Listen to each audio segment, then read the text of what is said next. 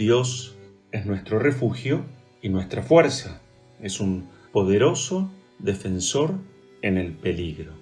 Este sería un poco como la motivación que hoy quisiera compartir con ustedes como certeza y también pedirlo en nuestra oración, ¿no? Que seamos conscientes que todos tenemos a Dios en medio nuestro, pero está en nosotros el vacilar, el abandonarnos o el confiar plenamente en Él.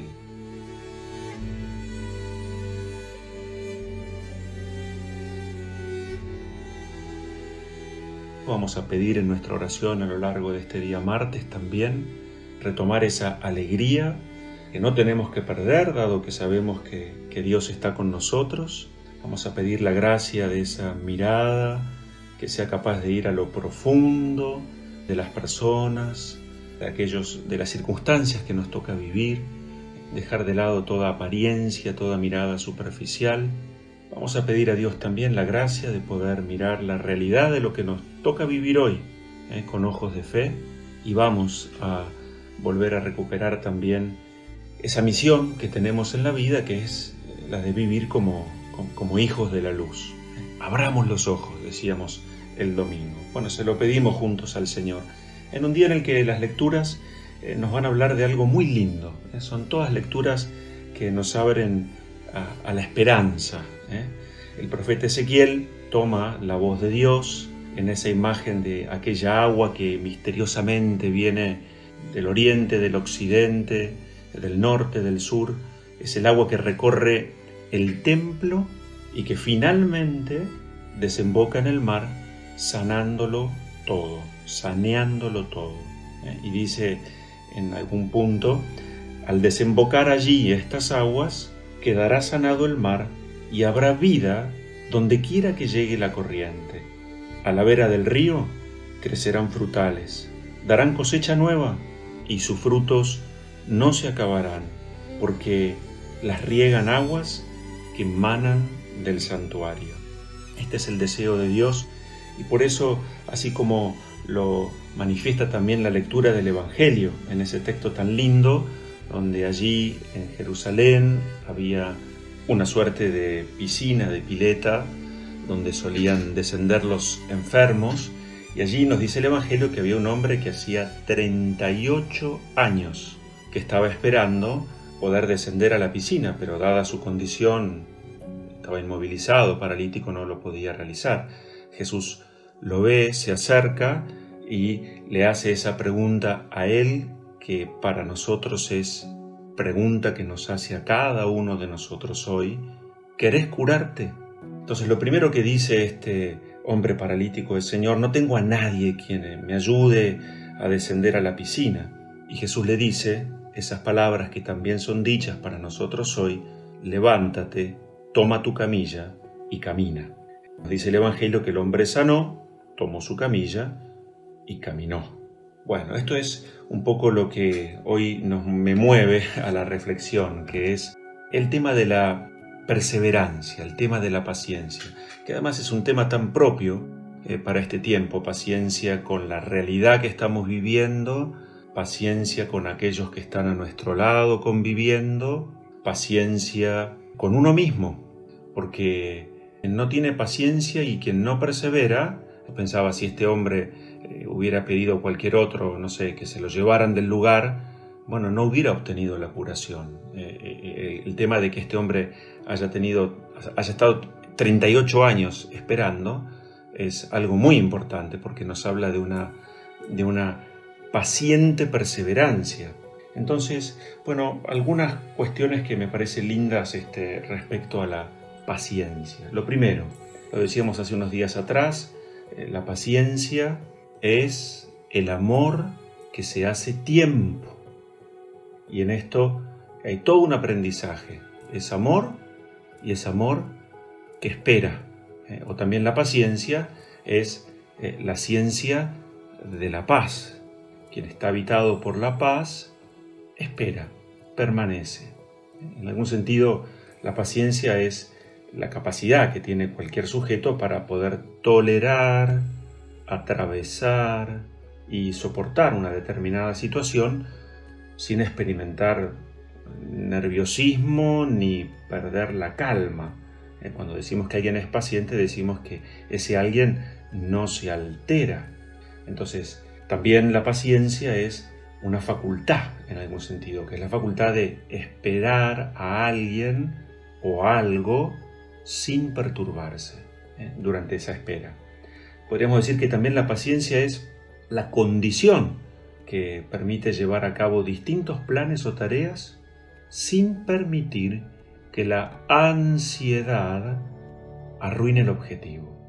Entonces, la paciencia genera una estrecha relación con la calma y la tranquilidad. Fíjense todas estas palabras para el tiempo que estamos viviendo, qué regalo grande de Dios. Entonces, lo contrario a la paciencia es la impaciencia. ¿Qué hace la impaciencia? Deforma, arruina, nos hace perder la perspectiva y el horizonte. En esto es muy importante también reconocer, lo decíamos en alguna reflexión el año pasado respecto a la paciencia, ¿no? ¿Cuáles son las dificultades que podemos tener que enfrentar delante de esta virtud que debemos pedir y debemos también hacer crecer en nosotros? Bueno, en primer lugar me parece saber esperar. Estamos en un tiempo de espera. La vida es un tiempo de espera delante de Dios. Es una espera activa, no es una pasividad. Porque el pasivo, el que espera que las cosas sucedan, no se compromete frente a la vida. La paciencia es sinónimo de fortaleza y perseverancia. Decimos que la paciencia siempre es activa. Entonces, fíjense, cuando no tenemos paciencia, aparecen las ansiedades. Cuando no tenemos paciencia, vivimos corriendo, nos cansamos, aparece así como el frenetismo, la desesperación. El impaciente todo lo quiere ya y ahora, busca resultados. El paciente en general no habla de procesos y de tiempos. Para el hombre impaciente todo es fugaz y todo pasajero. La persona impaciente no se da tiempo para, decíamos estos días, hacer silencio, para reflexionar, para recapacitar. Al impaciente nada le alcanza y está permanentemente en el cambio. Y por lo tanto, ¿qué hace el impaciente? Se cansa, se agota, se vuelve intolerante. La intolerancia deviene muchas veces en una frustración que se expresa a través de la violencia primero en los pensamientos, después en los gestos, después en las palabras. Entonces, como se agota y se frustra, ¿qué hace normalmente el impaciente? Suele resignarse. Balzac, aquel pensador francés, decía que la resignación es un suicidio cotidiano. Y Jesús nos dice: levántate, vamos, levántate, toma tu camilla y ponete en camino. Hay mucho por hacer. El paciente es aquel que espera confiadamente porque sabe muy bien, lo dice San Pablo, sé muy bien en quién he puesto mi confianza. Entonces, insisto, si lo que queremos es buscar la paciencia y cultivarla entre nosotros, el silencio y esa soledad, cada uno deberá encontrar ese espacio para encontrarse con uno mismo. La soledad y el silencio son también un buen laboratorio para encontrar esa gran compañía que es Jesús. Porque así como Jesús se puso delante de este hombre paralítico y el hombre paralítico dejó que Jesús actuara a través de su palabra, a nosotros nos enseña nuestra fe, ¿no es cierto? Que la providencia, Dios, hace de nosotros aquello que le dejamos hacer. Sabemos que la realidad que ahora nos toca vivir, como tantas veces, ese como mundo exterior, podrá hacernos sufrir. Esto es cierto. Pero solo nosotros podemos como avinagrarnos a nosotros mismos, decía Bernanos, otro gran escritor francés. Entonces, bueno, frente a esta realidad de la paciencia, yo no sé, venía escuchando en conversaciones telefónicas a lo largo del día cosas como: colapsé, perdí la paciencia, estoy desesperado, no aguanto más, ya no tolero a mi marido, mi suegra, mis hijos, el trabajo, el país, me desestabilicé, padre, perdí el rumbo y el horizonte. me veo como atrapado por la queja, el desconcierto y el enojo. Sé que necesito volver al centro, al eje, o por ejemplo el clásico, no tengo una paciencia infinita o una fe profunda, ¿no es cierto? Estas son cosas que evidentemente pueden aparecer y que de hecho están, las escuchamos todos los días. Entonces lo que se me ocurre compartir es que a la paciencia hay que trabajarla, porque sabemos que Jesús pasa, es Cristo que pasa, nos dice un santo por allí. Y debemos estar atentos, porque cuando pase, aquel nos va a hacer esta pregunta. Esa pregunta es hoy: ¿querés curarte? ¿Querés sanarte? No pongas excusas. Levántate, toma tu camilla y caminá. Yo recuerdo siempre a Pablo VI que él había escrito en su testamento que la vida es dolorosa, dramática y magnífica. Dolorosa, bueno, porque siempre, antes o después, tarde o temprano, vivir es cuesta arriba.